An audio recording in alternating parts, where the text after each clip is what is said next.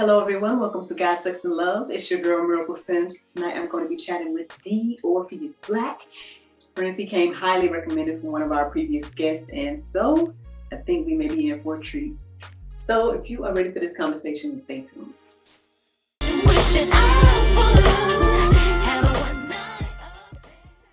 If it is or if it ain't, it's going to come out.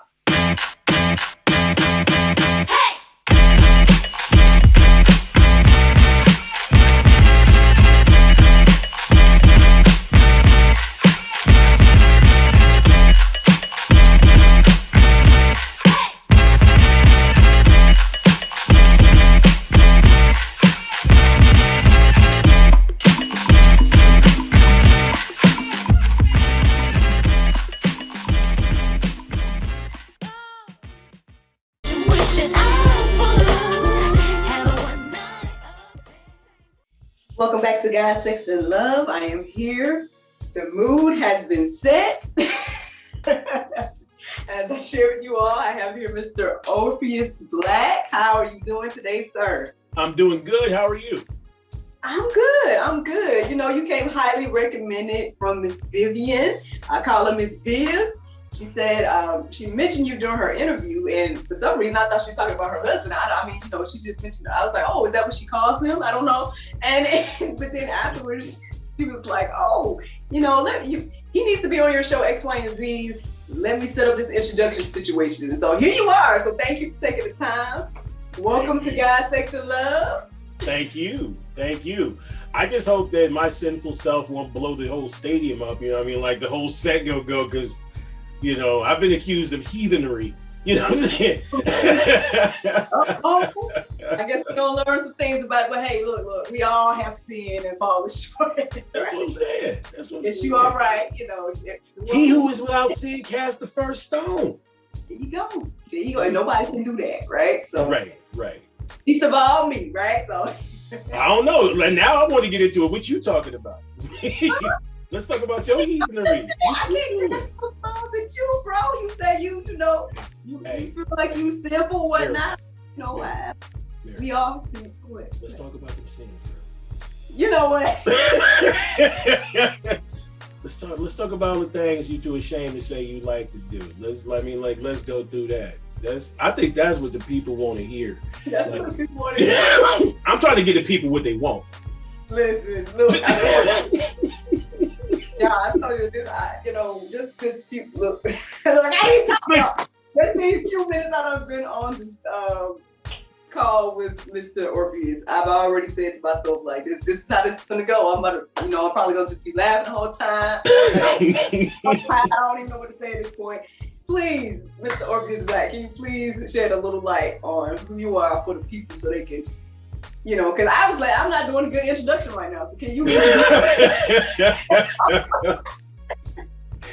Well, thank you. Still, my name is Orpheus Black, and I am a sex coach that deals with specifically alternative lifestyle, say polyamory, kink, fetish, and power dynamics. But my most passionate pursuit is helping people empower themselves both in the boardroom and in the bedroom.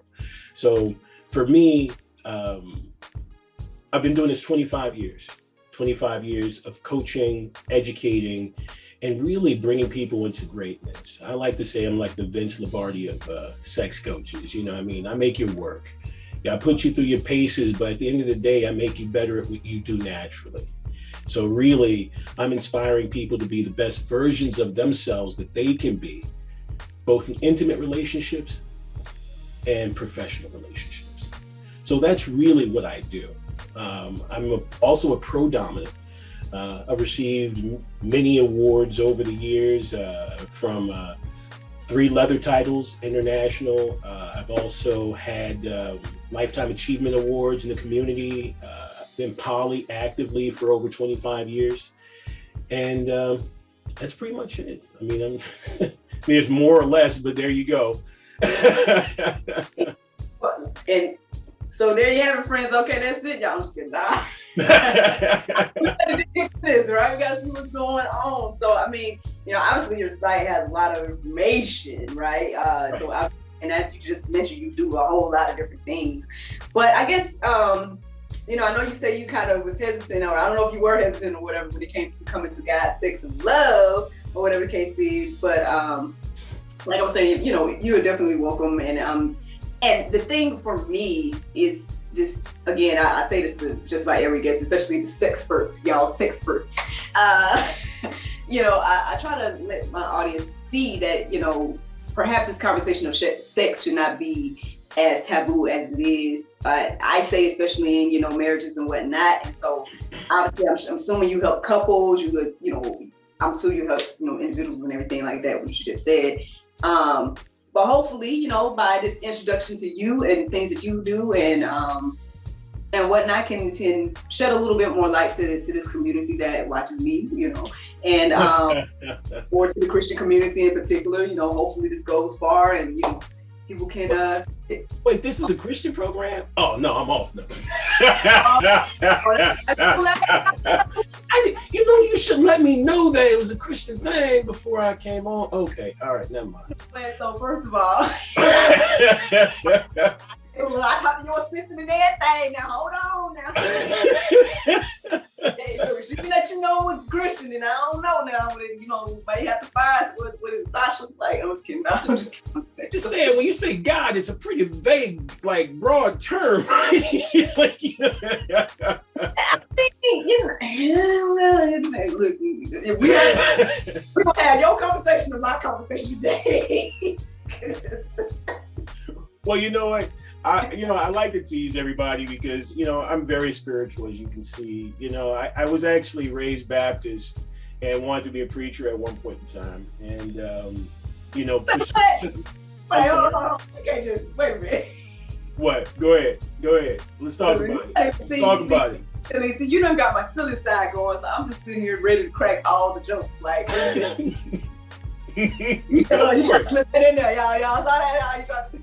I did. I wanted to be a preacher. You know what I mean? And what had happened? You know what? To be honest with you, for me, I didn't know if I wanted to be a preacher as much as I wanted to perform. You know, and when you're a kid, the person who's the focus of the audience is the preacher. You know, the person who's commanding an audience is a preacher. A person who is inspiring and motivating and leading people is a preacher. I think my calling was to speak truth to the public, to inform, educate, entertain, and bring people a sense of enlightenment that they crave and hunger for and needed. So for me, I didn't necessarily always agree with some of the statements that were made, also following other people's interpretations. I was more of a person who wanted to read for myself, read, interpret, understand. And after that, I felt that there was a lot of conflict between me and the people who were interpreting this word, this vision for me. You know, so for me, when I sit there and read the gospel that was given to me and that I felt was important to me, was not shared by others in that space, especially the person who was heading the congregation at the time. So for me, instead of looking for something that matched my personal point of view, I just continued to educate myself, you know, and wanted to believe in a higher power, wanted to feel my way through a higher power, wanted to allow it to move every aspect of my life and give myself over completely to a higher power, right? But from at that point in time, my desire was to look at it from every avenue of expression, you know, and let spirituality come through every avenue of expression, not just on Sundays, not just at church or, you know, when Miss Johnson put on the barbecue. It's, for me, it's really the rituals that we create. That's why it's called spiritual. It's a spirit ritual. And it should be a part of everything from eating dinner to making love to holding hands with a partner. You know, everything should have an air of ritual that brings in that divine element. And that's what I look for now. Hey, I mean, beautifully said. I mean, everybody has their own journey and whatnot. And honestly, a lot of what you say is what I think we all supposed to do, right? You know, in regards to studying for yourself, you know, and all those things. And so I guess obviously it led you down this path here, you know, and whatnot. Now I don't know why God led you to me, but I mean, you know, I just think it's funny. I love that. I ain't no prophet liar and then like that, and telling you, gonna tell you where your ministry called. I'm not gonna tell you. You know, okay. And the Lord will tell you whatnot if that's the case. However, you know, this is the path you're on, and obviously, you know, you've been well decorated in this field. Yeah. And so, yeah, what can you share with the Christian community in particular? Since I mean, you know, this is what the show is, like, in regards to like what you do, and like, do you feel like there's any correlation between what you do and Christians, or do you feel like, nah, what I do? And I'm not saying based on like how people act. I'm not talking about that. I'm talking about in real life. And like, because for me, when I look at what you do, then I'm thinking about like me and my husband, for example, right? In our marriage, how can these skills be incorporated into, you know, what we have as a couple and whatnot? So I'm not looking at it like, you know, it's something tawdry or evil, or as you were saying earlier, you know, sinful, whatever the case is, you know, because I don't believe it's sinful, me and my husband, whatever the case is. Now that's just my personal belief, but that's me. Mm-hmm. And so that's what I'm saying. Like, so obviously, perhaps you can have something to impart on me and my husband, for example. And I guess that's what I'm interested in hearing. Not to say that you don't have beyond that. I mean, I'm pretty sure you do, but you know. Right. But I just don't want you to come in. I guess my whole thing is I've had a lot of conversation, at least lately over the past few weeks, with different people, and they may believe something differently or whatever the case is, and that's fine. I don't have a problem talking to people that believe something different.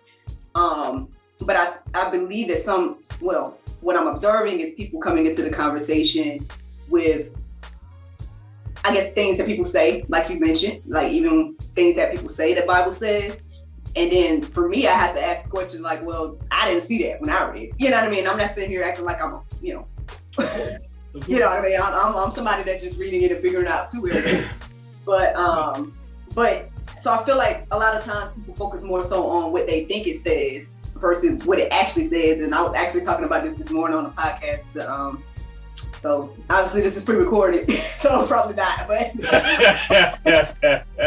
this morning that we're filming, I was talking about sex, and I was talking about, like, you know, what the Bible says about it, and what I've seen that it doesn't say that people share as if it does say. And so, but that's a whole nother thing. We can get into it. I don't know. But now, I hope I didn't misquote. Did my scripture, was that a misquote? He was out without sin cast the first stone. Was I wrong or something? No. That's it. I thought that was correct. I was like, I'm not talking about you. Oh, I was like, stay on my scripture, girl. Don't call me out on my scripture. I expect you to know now. Now, if you start saying some stuff like, well, the women, sex is only for the man, and procreation, then I'm gonna be like, no, that ain't in there, bro. Like, you know. Oh, okay. I was like, no. I'm very, one of the things that I have to contend with a lot is that societal indoctrination impedes a lot of our desire to explore the deeper narratives of our relationship. So for me, I have to know not only scripture from Bibles, but also scriptures from Hindu texts, Islam, Buddhism, because I'm working with people who are often very spiritual. And so for me, coming from a very spiritual / philosophical place, it's very important for me to use that language to help them integrate some of the principles that we use in this lifestyle. And one of the things that we talk about is submission, right? We do dominance and submission, DS. It's where you have a person who is literally the giver, the other person who is the receiver. When we talk about submission, oftentimes people think subservience. Mm-hmm. They don't think a deep sense of devotion to one's own wants, needs, and desires. See, the thing is what we're trying to do is we're trying to give just enough to our partner. Just enough. We don't want to give too much because we don't give them the air that we fast or nothing. Like, we don't want to give them the full thing. We just try and give just enough so we can be a freak in the sheets and a woman in the streets. We want to be a good Christian person, not call anything into question. But what we have to do is understand that submission is a natural element of marriage, right? Submission is a perpetual state of surrender, right? So you're giving yourself over to not your husband's, your own wants, your own needs, your own desires. You're allowing your nature, right? Which in Chinese is ziran, Z-I-R-A-N. It means that which arises of itself. Like hunger arises of itself, thirst arises of itself, but that need to feel desire, cared for, longed for, held, hugged, those things also arise from itself. And it's okay to advocate on behalf of your wants, your needs, and your desires. In the process of receiving it, it's okay to give yourself 100% to that feeling, to that emotion, with that person that you've created that divine ritual with, right? Look, well, you better doggone preach then, bro. Go ahead.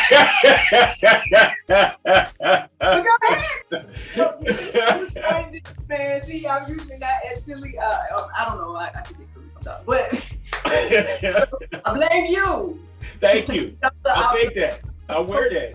You know, anytime I can put a smile on a woman's face, you know it's a good day. Yeah, I said it. I'm on it. I agree, because for whatever reason, this idea of submission, people, oh goodness, Lord, while we're getting on it, people have problems with it, right? And then it's the funny thing to me, I want to say over the past few weeks, like I said, I've had some different conversations with other sex experts and whatnot, and I want to say two of the men wanted to tell me how much, like in regards to, I guess, Christianity's patriarchal and all of this and whatnot, and women aren't, X, Y, and Z. And I'm just like, well, one, that's not what I read, and then two, even when I was reading this morning, this is just in my little Bible study that I was talking about, I was just, I guess reminded that, there's moments where, the couple decides together that, okay, perhaps we want to take a break or whatever, or we won't have sex right now so we can focus or pray or whatever the case is. But then in the very next verse, it's like, but don't do that, you know what I mean? Take that time and then come back together so there won't be any, we're basically so Satan won't come in and, try to do what he do, or whatever the case is. But people, for whatever reason, it's like this whole idea of submitting to your spouse becomes an issue, I guess, or they try to make it an issue between the woman submitting to the man, but the man does that as well. Like, I've been pretty sure that the Bible says, my husband's body is mine and vice versa. Like, so he's also submitting to me and vice versa, whatever the case is. So I don't know. It's one of those debates that people try to have. But it's out of context. It's out of context because we're thinking, when we say submit, they think subordination. And what they really mean is yield. If you look at the Christian author C.L. Lewis in Lion, Witch, and the Wardrobe, it's a big Christian thing. It's really analogous for spirituality.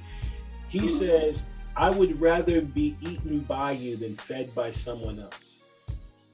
That's devotion, that's dedication, that's wanting to give your body to somebody. So I would rather give my body to be devoured by you than to be fed by anyone else. And when they mean fed, is to receive any type of nurturing nature, any type of care or tenderness. You don't want to be fed in that way. I would rather be devoured by you. That's what we're talking about. That person is so dedicated to having this experience with that person that they have this connection with, than to do anything with anyone else. That's submission. Right. That's what we're talking about. Right? When you look, you make it sound so beautiful, Thank you. When you read the, go ahead, what? No, I was just gonna say, but I would say it is a beautiful experience, though, right? It's not. I don't think there's anything necessarily weak about submitting. I think there's,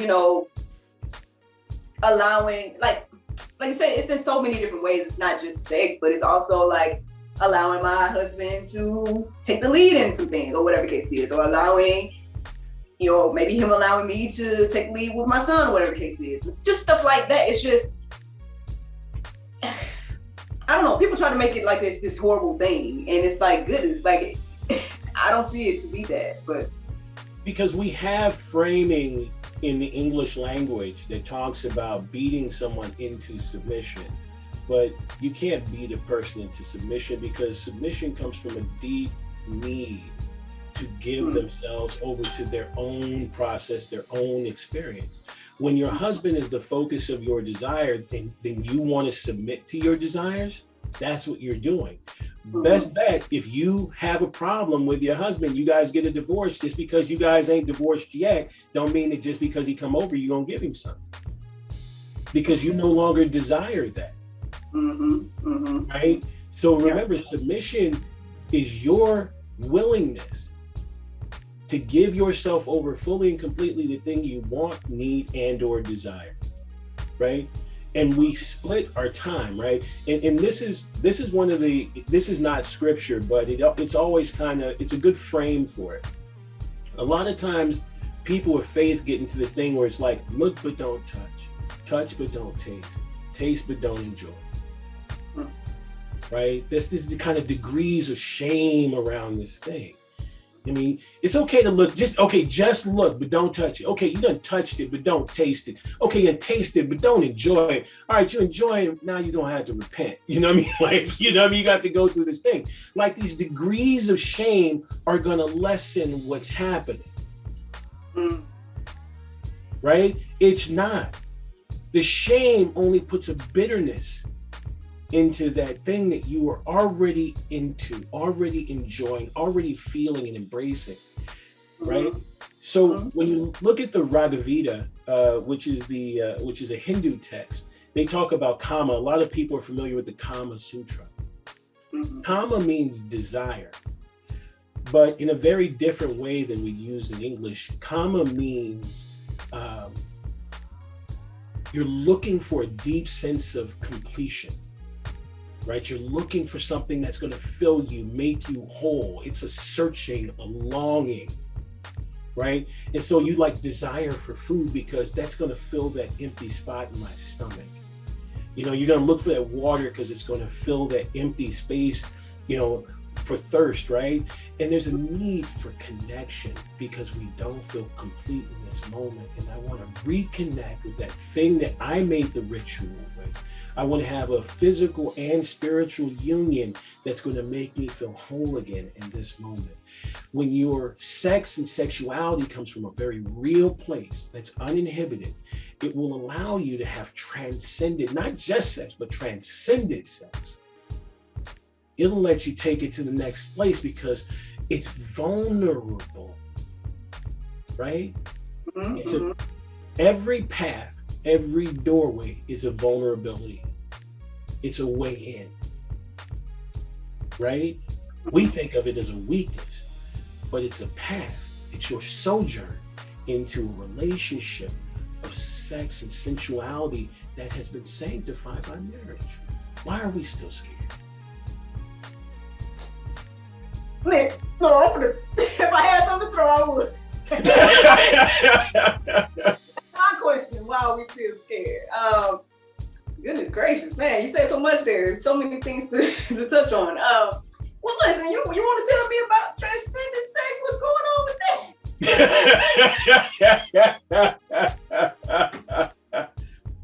What you talking about? Man, we don't know. Well, first of all, this is one of the things that I like to teach. I have a rituals class that I'm going to be putting on coming up, and it's going to be a group introductory class about rituals and creating rituals. So the first kind of context is that we need to create space, place, time, sacrifice. Space, place, time, sacrifice. Every ritual you can't find one that doesn't have all four of those. They may have more, but they have those, right? When we talk about place, right, we're talking about a place of security. You know what I'm saying? We want a person to feel like they have a sanctuary to be in. You create a place that has meaning, right, in that place, that makes a person feel secure and like there's an air of privacy. It's something just between me and you. People, when they feel like they have an air of privacy, are much more inclined to do things that they wouldn't normally do when they think somebody's listening or seeing or around, right? So you have to have a good place, a safe space, one that's free from judgment, ridicule, blame, shame, right? When you can get a safe space, the person's more inclined to be their authentic self and allow that part of their sexuality to emerge that's just a little shy or have been traumatized, you know, whether it's capital T or small t trauma, right? So time. If you're trying to fit it in before you go to sleep or wake up in the morning or because you got to get the job, that's not enough time. You have to designate a time where a person can get loose and feel and let their hair down. You know, a time to be dressed and undressed and seen and heard and touched and felt and caressed and embraced, right? So you have to have enough time. Now, here's the most part. This is the sacrifice. To me, this is the most important part. I like to always acknowledge a person's sacrifice. The difference between an investment and a sacrifice is an investment you expect a return. A sacrifice is no return, but it's appreciated. So when I say, you know what, I know you could be watching the Laker game. I know you could be watching the Atlanta Hawks. You know what I'm saying? I know you could be out there with your friends or playing the video game, but you chose to spend this time with me. Thank you for your sacrifice. You know what I mean? It's like, I know you could be out with your girls right now. You could be doing your church duties. I know that you gave up a lot to be here with me right now, having this moment. Let me appreciate you. Let me reverence you. Right? Yeah. All that happens before the touching. You know what I mean?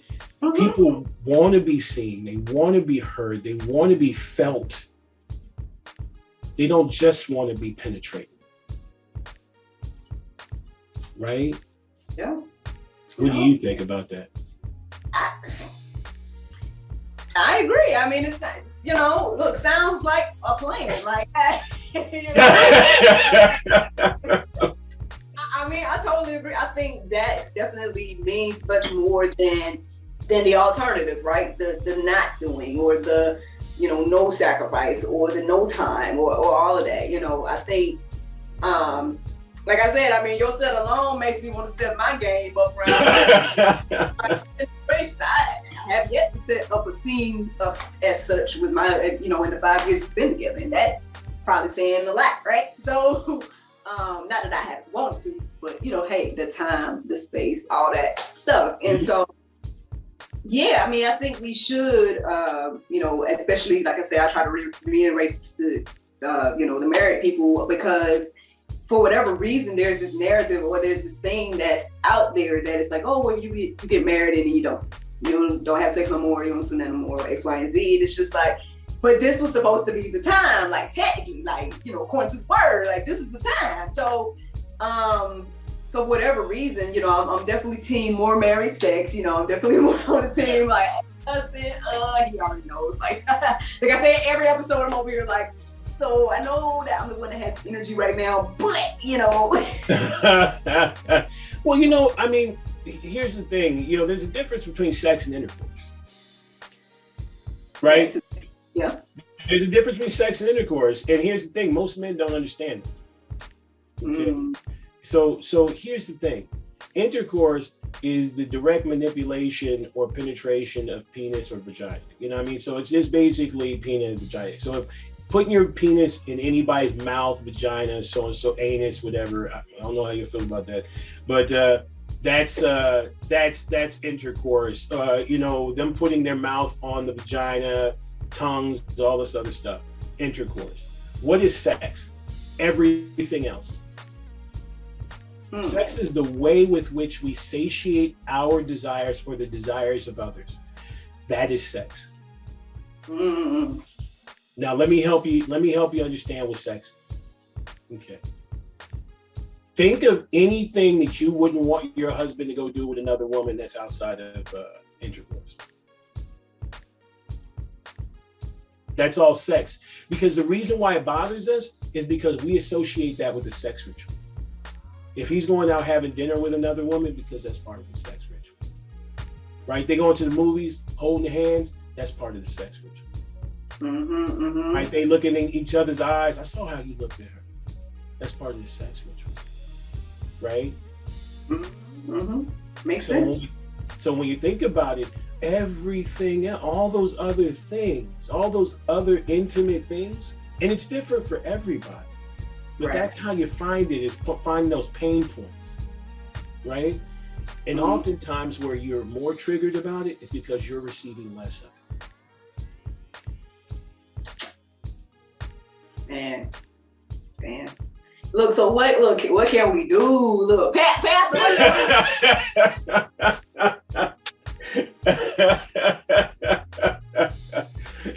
well, so first of all, your people can always go to orpheusblack.com and get the full course. But you know, because we ain't even talked about your books. We ain't even talked about none of this stuff yet. Well, you know, what'd you say? I said, we see how you operate. We just got straight into the, good stuff. Yeah. I gotta put my chips in the shot. That's what they used to say. Where my chips at? I gotta get my chips in the shot. No. So one of the things that you can do to start, this is just kind of a helpful tip, is to go through this mental exercise.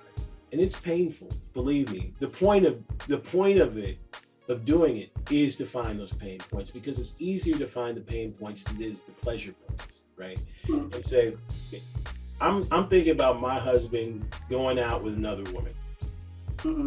They're not gonna have it. He's not gonna put his penis in her vagina at all. There's gonna be no intercourse. Well, me seeing them on this date, what makes me feel uncomfortable? What part specific? What are they doing that makes me feel uncomfortable? Okay. So those things are the things that I associate with sexuality, with sex, right? And so if it's hand holding, is it intimate eye gazing? Is it the way his voice drops? Is it touching the small of the back? Is it, all of those things need to be brought back into the relationship, because that's what they did to get you. Well, that's what they need to do to keep you, right? So when we're talking about advocating on behalf of your own wants, your own needs, and your own desires, we need you to be able to have a list of these things and say, you know what, you used to do these things, they made me feel wonderful. Here's a small list. Can you just work them back into our relationship? No pressure. Can you make time to pick me up for dinner after work like you used to? Right? Can you just take your hand and put it on the small of my back when you move me from left to right, or move me through the thing? Can you open the door for me again? Right? All those things drive up the sensuality of this thing, making a person more vulnerable, more open, more supple, more pliable. And then they have to give themselves over consciously, submit to the process. You have to allow this person to guide you, move you, talk to you, linger with you, engage with you. You have to give yourself over to it. Now we're talking about submission. We're back into that space. Does that make sense? Yes, sir. Definitely. Listen, I guess I feel like we could talk about look, all day. I don't know if everybody had their pens and papers taking notes and whatnot, but I've been today for us. Appreciate it. Where to go from here? Well, and your other endeavors and whatnot. Look, you see, you already got me tongue tied. I can't talk no more. Thank you. I'm trying. Where do you want to go from here? I don't know. What you want to talk about? Oh, well, tell us about your book. Tell us about your book. Yeah, so I have a book and it's called The Enso. It's THE, next word ENSO. It's a philosophy of submission. It's really to help those who have a desire to give themselves over to themselves and to the partners that they have. And see that it's basically a way of life, not just something that you do in the bedroom. It's a way of non-resistance. A lot of people think to get their way, especially people of color, because we've had to fight for so much, it puts us in a perpetual state of resistance. We don't know how to give ourselves over, to allow, to let happen, to just passively watch, right, and receive. It's a very difficult process. And so for me, the Enso is really about showing that submission is a natural state of being. It's a way of being. It's a way of moving through the world, right? As opposed to being resistance being the number one option for us to go to. Right? Mm-hmm. Does that make sense? Yeah. Yeah. I mean, because when you look at it, it sort of is. It's like the first thing we do is the one to resist whatever it is.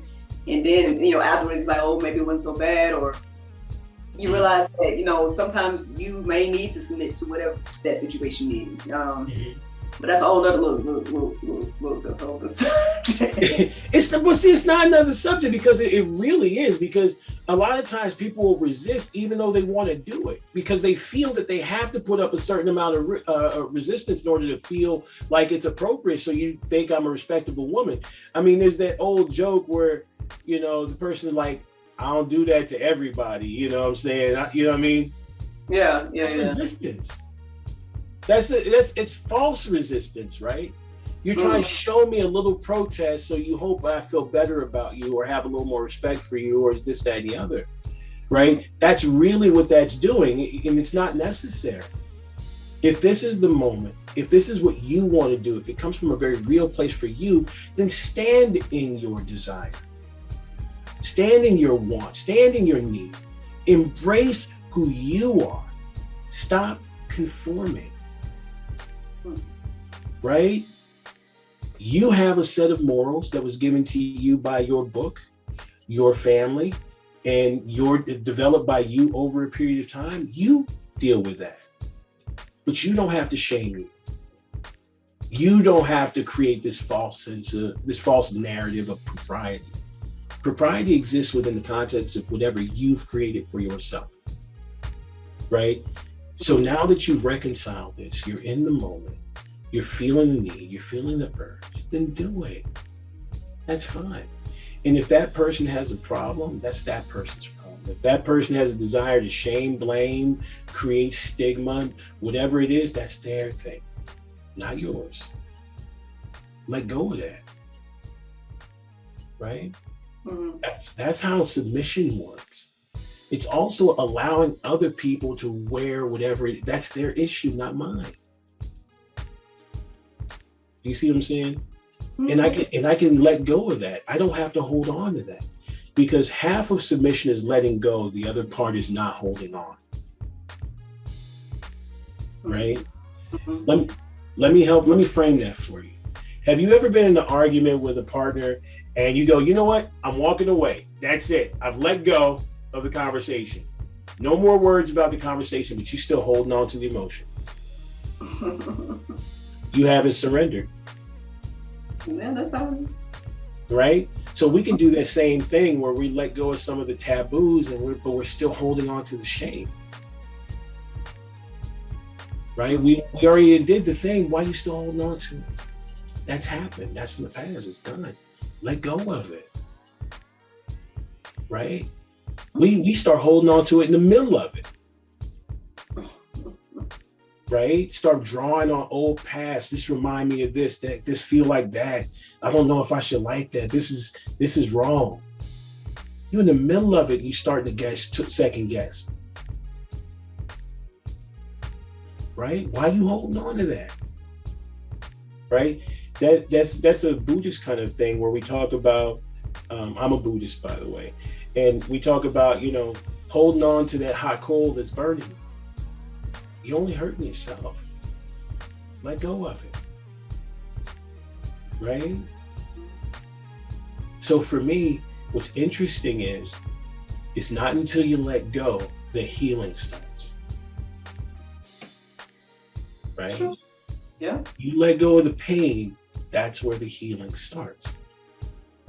And there's a lot of healing that can happen around sexuality and around intimacy and around care and concern and tenderness, because a lot of us don't have it. We don't get it. Right? So within the parameters of a relationship, within the container and the sanctity of a marriage, there's a process of healing that can happen if we create the right container to support that growth. Right? If we create the right attentions around that healing process, right? And if we're very conscious about what it is that we're trying to have in these interactions, right? Mm-hmm. So for me, when we talk about my book, The Incel, it's really about going into this space consciously, really knowing that I'm in the process of receiving, allowing myself to have it without shame, blame, guilt, you know what I mean? Without any indoctrination, just being me in this moment. I get that.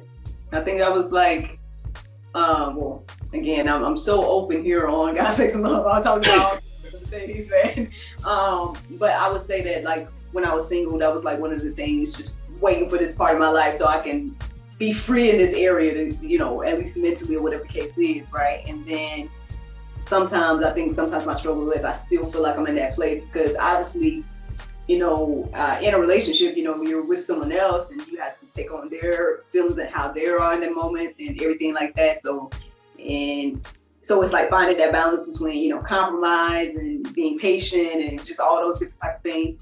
But yeah. Well, think about it. I mean, people live their whole life in this, you know, good girl modality of, you know, I'm gonna be a good girl. When I get married, I'm gonna be a freak. But you know what? You've trained yourself to restrain. You've trained yourself to refrain. What makes us think that we can just go into those spaces and be able to just let go and put that down right now?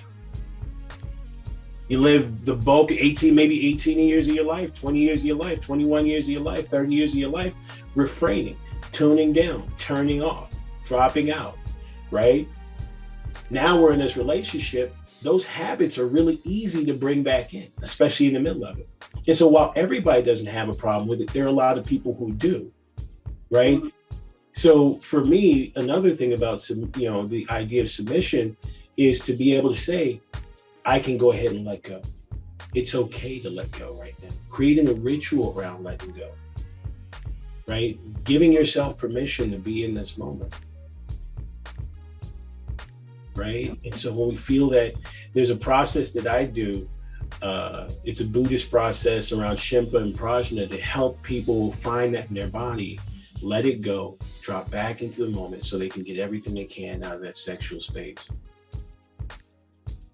right? It's a spirit ritual that helps a person connect with their partner so that they can complete this masculine and feminine meeting, you know, a blending of bodies, you know, tension and love to make an act of creation, right? Because that's what sex is. It's a creation ritual. Yeah, it is. Because says a new mom, well, not a new mom, you know, he'll be 3 this year, but you know. A newer mom. A newer mom, yeah. That's like a couple of things that's like, I guess, burning in my mind to ask. So I don't know how much time you got to go understand. Let's do it. Whatever the case is. Okay, so, well, one is, let's talk about these shows of yours. You know, I'm a big theatrical myself, so I'm interested in what an Orpheus Black show. He's like, you got time to talk about that. I got no shame in my game. I'm just like trying to PC it up, you know, PC being particularly Christian. So here's my thing. Like, if okay, hopefully again, what you share will help, if we want to say specifically, hopefully it'll help, the married couples, give them some ideas, whatever, you know what I mean? So obviously feel free. I mean, obviously, you're dealing with more than married couples, but, if you want to cater it around them, okay. But I mean, whatever your show is, just watch my language in your house, Try to watch my language in your house. It's a Christian household.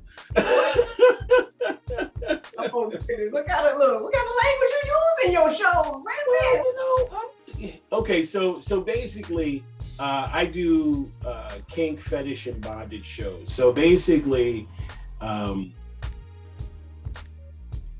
I go on stage with another person, usually a person who's never done it before. And a person will come up to me, we'll do some negotiations, we'll talk about boundaries, and then we'll have an experience. And it's a very unique experience that to this. So there's no penetration oftentimes during the performances, because they're usually at a club in Hollywood. They're off Sunset Strip, or they're like the Viper Room or something like that. Like the whiskey or something, Dragonfly. So it's PC. It's PC in that it's there's no penetration, right? But for me, it's an opportunity to give people an experience that they didn't know they wanted, right? Because truth of the matter is, if you find yourself in that space, there was something that guided you there. It's often a sublimated desire, right? So nobody ever just finds themselves in the sex club. Nobody ever just finds themselves in the dungeon. Nobody just finds themselves, I had no idea what this place was, but I'm gonna go in and check it out. I see people tied up. Why am I staying, right? I see people having sex and doing kinky stuff. Why am I still here, right? There was something about you, your nature, and let's go back to the word desire or kama, right? There was something incomplete that you sought out and you found yourself here. It was more than likely something you repressed or suppressed, but now you're here and you're sitting there, you're enjoying, you're engaging, and now you want to have that experience. And now you have that experience. For me, it's a great template for people to see and explore and push the boundaries of what it is that they want to do with their partner when they start getting into that space. Right? You don't want to get into a marriage and get limited. You want to get into a place and bring your experience to bear, right? You want to be able to say, hey, I happen to know how to tie some rope. Would you like to be tied up? Right? And it's like, well, yeah, why not? It's like, well, I happen to have some paddles or some toys or some this, some of that, right? And that I have the skills and knowledge to be able to use safely in a way that can still be an expression of my love. It's an expression of affection. In the same way a painter uses a paintbrush to express his feelings and emotions, these toys and implements are an expression of desire, passion, longing, right? Let's bring it into that space. It's just another expression. So for me, when I'm on stage, particularly me, I try to fall in love with the person. I try to be deeply connected. I try to feel their body, how they're moving, if they're breathing hard or shallow, if they need to be hugged or held, right? All of that is happening, right? Mm-hmm. There's nothing more freeing than when a person gives themselves, when they just relax into you, right? When was the last time you've been hugged and you just fell into that person's chest and they just held you for a while? Right? It's really important to be in that space where a person yields, right? Mm-hmm. Here's the thing that I've learned as a Black man dealing with a lot of Black women. I got a ton of aunts, by the way. Okay. I know that every Black woman is strong enough to stand on her own. But when she wants some support, I'd love to be the thing that she leans on. Right? To just be strong enough to hold that moment, just to take a break. You know what I mean? Just to let go for a moment. Mm-hmm. Right? In Attica, when they took over Attica State Prison, all these guys decided to, say their little piece. And there's this one guy who's sweeping floors. He's been sweeping floors in there for 30 years. He said, this broom, I don't know how to wake up and pick it up in the morning. He's like, just pick it up. It's natural. I don't know how to put it down. I've been doing it so long. And that is like often a woman's, especially a minority woman's struggle. They've been picking up and doing that thing so long, they don't know how to put it down, but they also don't have a place to put it down. And so I create a designated spot, an area. You feel weak, you feel tired, that's okay. I'll be here. Let me create that support for you. That's how I use bondage, as a deep connection ritual, to be able to say, I've got you. She trusts me enough to be bound in this way, to take care of her. She's thirsty, I get it. If she needs something scratched, I scratch it. Whatever you need, because I can take care of her in this space. And sometimes they need to be in that balanced space so that they don't want to do it themselves. It's like, I get it. Don't worry about it, I got it. Don't let me get it. I got you. Right? So when we're in those places, I think people aren't aware that people are willing to take the time, especially men. A man is willing to take their time to address their needs, to take their time, to be patient. And so for me, that's why I like to bring to the shows. Now there's still spanking and flogging and all that, but the intentionality around it that I try and bring to it. And as an actress, you can probably know that sometimes it's not the line that you say or the move that you do, but it's the intention behind it that hits so deeply. Do you see what I'm saying? So that's the type of shows that I do. And I want to share this one thing with you. I have a private retreat that I do for both coaches and couples. And at one of my coaches retreat, I usually pick one person and I'm going to do a performance with them. I don't say a performance as much as it is a public demonstration.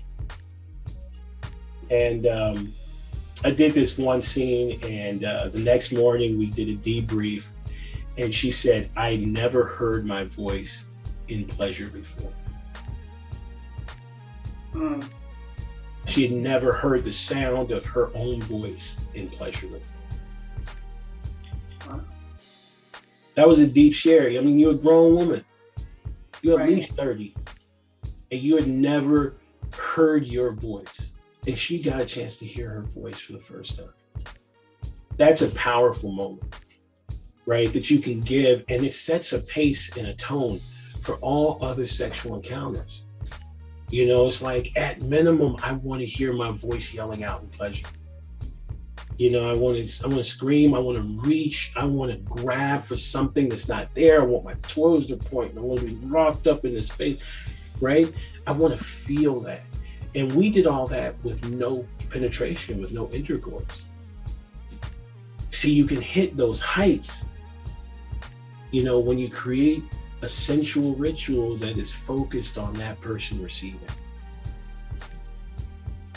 I hope I'm not boring you. I'm not going on a diatribe here. What? I mean, well, the conversation's definitely not boring. I don't know where you got that from. I know if I saw you doze off, I was like, No, I saw you lean back with the eyes. I was like, okay, all right. No, I am listening intently. Okay, well, actually, that kind of segues a little bit into what my second question was like. You know, when you're dealing with couples and whatnot, like, I'm sure you encounter a lot of issues, but what would you say is like one of the main issues that you see in a lot of the couples that he's like, a lot of couples that you might deal with, whatever the case is, and like, what's the disconnect? Like, what is the thing that you see the most, I guess? The thing I see the most is usually in heterosexual couples is that the man no longer desires his partner.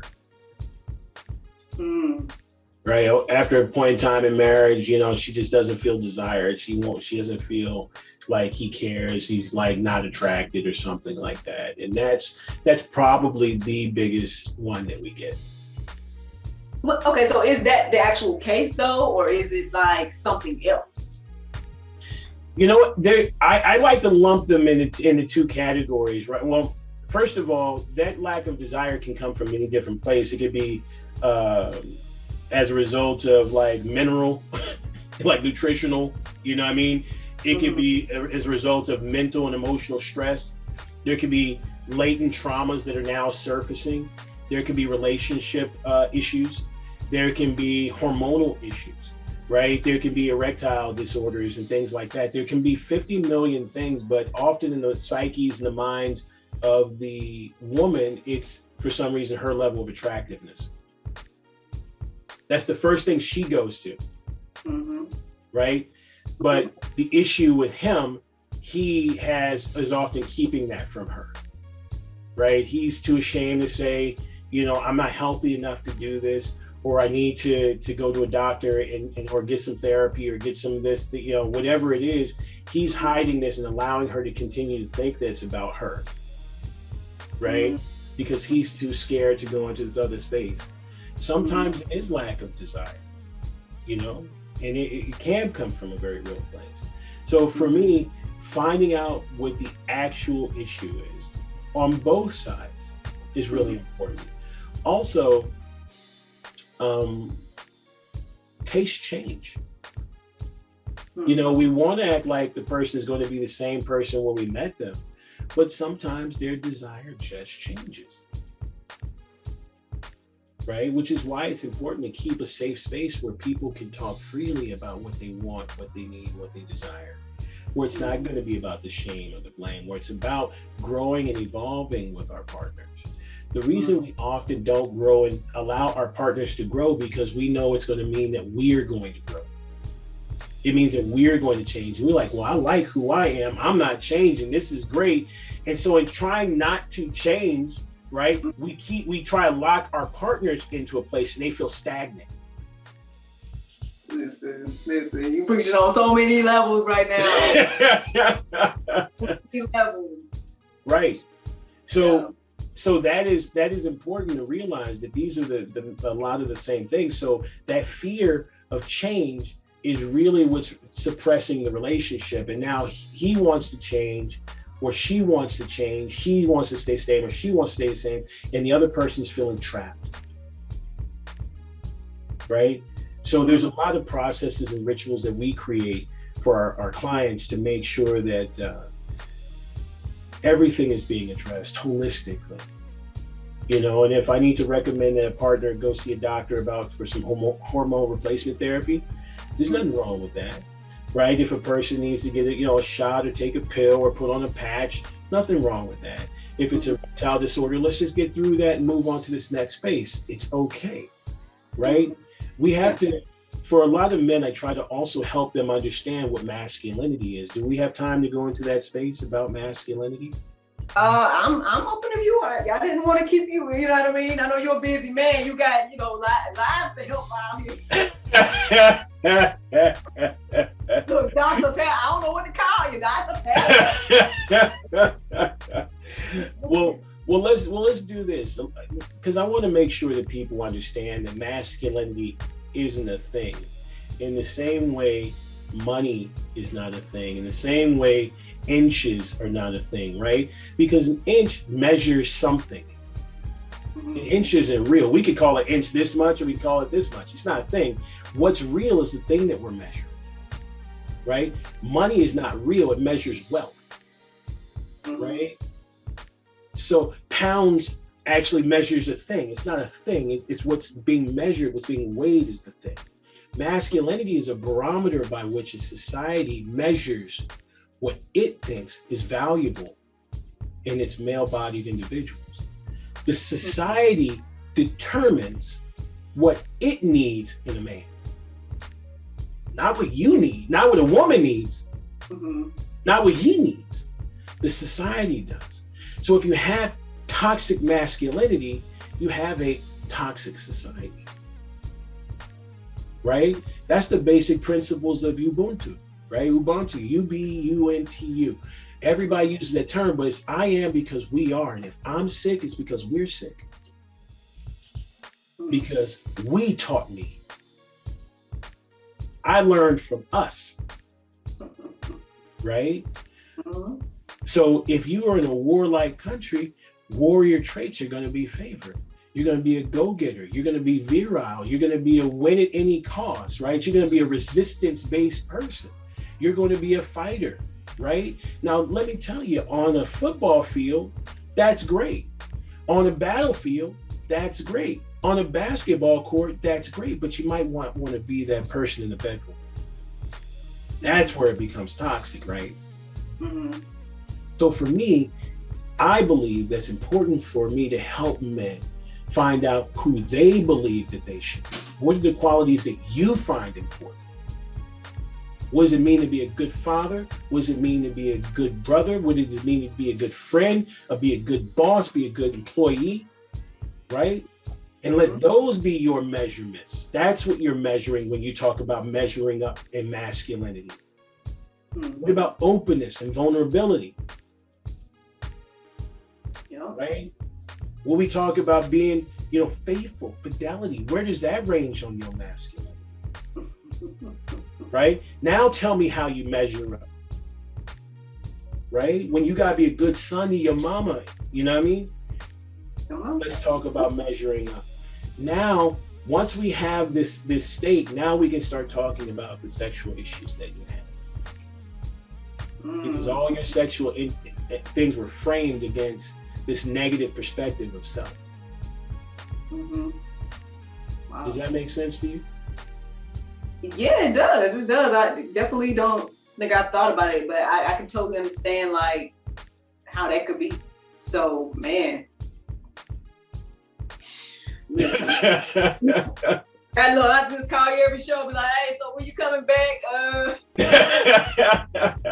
Well, I want people to understand, especially people of color, when I can reach, my people, it's really important for us to be, we as a people have not had a conversation about who we are as a sexual people, right? When you talk about enculturation and acculturation, two different things, right? Enculturation is how we talk about ourselves. Okay. Acculturation is how other people talk about us. We are the only group in the history of the world to not have our own stories about ourselves. We didn't come off of archetypes that we created ourselves, personifications of the best of us. We had to overcome stereotypes, right? The acculturation was here before we got here, right? So we've been told who we are for so long that we don't know who we are. We're developing it right now. And sexuality is the conversation that we kick down the street forever. We don't know who we are as sexual beings. Right? Yeah. We don't have that history. Yeah, I totally agree. That's one of the things that, but that's in general though. That's about everything. It's not just even with the sex. It's the whole fact that we don't know who we are, and whatnot, and where we're from, and all of that. I do believe that all plays a factor into, all of our issues or whatever the case is. But yeah. But I guess in regards to this sexual situations, that's what we're talking about. Yeah. Right. Well, we've started on the economics, right? We know who we are economically. We know who we are politically. We're developing it right now. Economically, we're starting to push empowerment again. But this is always this trend where we get to a point where we are doing very well, especially in certain areas, and then it's toppled. And we have to start over and we forget who we were. And then we have to build it again, and then it gets toppled and we go. But the sexual narrative has never been there. It's never been there because it's the thing that we think we need the least, but it's the thing we need the most because it's the most primal expression of who we are at every level, right? That's why we talk about Freud and Carl Jung and all these people have made careers about sex, sexuality, and the psyche. Right? Your psyche is a spider web. On one end, you have sex. On the other end, you get everything else. If your sex is off, it puts pressure on everything else. But same thing, if your business is off, it puts pressure on everything else. If your health is off, it puts pressure on everything else. You see what I'm saying? Your family, it puts pressure on everything else. There has to be tension, but it doesn't have to be pressure. You see what I'm saying? This is why This is why the pie is never whole, because there's a whole area that we don't have. Man, look, you put that on a t-shirt real quick. Don't have to. That's, man, Mr. Orpheus Black, I truly, truly appreciate you. I don't want to be on your time. I can sit here and chat with y'all all day. Well, I know you already kind of touched on, so I don't know if you have like a final thought or something that you definitely wanted to say or let us know, whatever the case is. I know you talked, the masculinity part, so maybe that was the thing that but if you have anything more for us, we'll take it. My parting shot is just going to be to remind everyone that your desire is an intricate part of who you are, right? Everything comes from desire. Desire to be happy, desire to be whole, desire to be rich, desire to be in love, desire to be happy, right? Embrace your happiness, embrace your desire, give yourself over to it fully, and that thing will manifest for you. If you want to have more rituals, if you want to have more information, you can always find me at orpheusblack.com. Look up my offerings, and I can give you a free consultation as well if you're interested. And I want to say that, I am a person who works with the athlete, the upwardly mobile, but there's something on there for everybody. So don't let that discourage you. Come and have a conversation with me, and let's see what we can make happen so I can help you realize that type of happiness that you're looking for. Ladies and gentlemen, Orpheus Black. Thank you so much for being here. Thank you for having me.